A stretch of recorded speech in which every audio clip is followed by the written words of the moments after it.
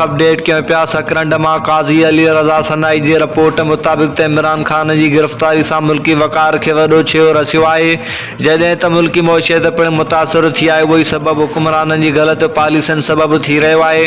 इहा ॻाल्हि जमायत इस्लामी सिंध जे सूबाई अमीर मोहम्मद हसन मेहनती सकरंड में पाकिस्तान कॉटन रिसर्च जे जबरी बरतरफ़ कयल मुलाज़िमनि खे अल ख़िदमत फाउंडेशन पारां माली सहायता लाइ रोक रक़म ॾियण बैदि मीडिया सां ॻाल्हाईंदे हिन चयो त पाक फ़ौज न बल्कि उन जे कुझु फ़र्दनि जे फ़ैसिलनि या सियासी मुदाख़लत हमेशह फ़ौज खे अवाम खां परे रखियो आहे, जंहिंजो नतीजो उहो आहे जो इमरान ख़ान थ्रू फ़ौज ख़िलाफ़ ॻाल्हायो त अवाम संदसि साथ ॾेई रहियो आहे, उहो सिर्फ़ु रियासी इदारनि जी ग़लति पॉलिसियुनि सबबु थी रहियो आहे।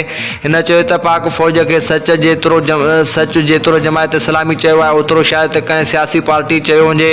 सैयद मुनव्वर हसन शाह जी अस्करी क़यादत ते तनक़ीद बराए इस्लाह रिकॉर्ड ते मौजूदु आहे, जेका तारीख़ जो हिसो आहे। हिन चयो त अॼु केॾी हिन बदकिस्मती आहे जो ग़रीब मुलाज़िमनि खे नौकरियुनि मां बरतरफ़ कयो वञी पियो ऐं हुक्मरान पाण कुर्सी ऐं नौकरी बचाइण लाइ मुल्की सलामती ऐं वक़ार खे दाअ ते लॻाए छॾियो आहे। पर असीं कॉटन रिसर्च जे मुलाज़िमनि जो आवाज़ु मथीं सतह ते उथारींदासीं। न उहो बि चयो त असीं पंहिंजे गुनाहनि जा ज़िम्मेवार पाण बि आहियूं जो वोट ॾियण महिल सोचूं नथा जेकॾहिं वोट जो सही इस्तेमालु कयूं त हर तकलीफ़ खां बची सघूं। न करे मां हिन प्लेटफार्म तां अपील कंदुसि त ख़ुदा रा पाण ते रहम खायो, जमायत इस्लामी खे वोट ॾियो, छाकाणि जो जमायत इस्लामी कंहिं लालच या पंहिंजा पेट भरण लाइ न पर सिर्फ़ु अवाम लाइ हुकूमत हासिलु करणु चाहे थी। उनखां अॻु ख़िदमत सकरंड जे सदर क़मर राशिद मुकरम आयल महिमाननि खे आजियाणो पेश कयो, जॾहिं त कॉटन रिसर्च यूनियन जगवाण मोहम्मद अमीन कीरियो मुलाज़िमनि जे मसइलनि ते ॻाल्हायो। उन मौक़े ते अनवारो राजपूत, इरफान चांडियो, राव अब्दुल अलीम, GM चांडियो समेत जमायत इस्लामी ख़िदमत फाउंडेशन जा वर्कर पिणु मौजूदु आहे।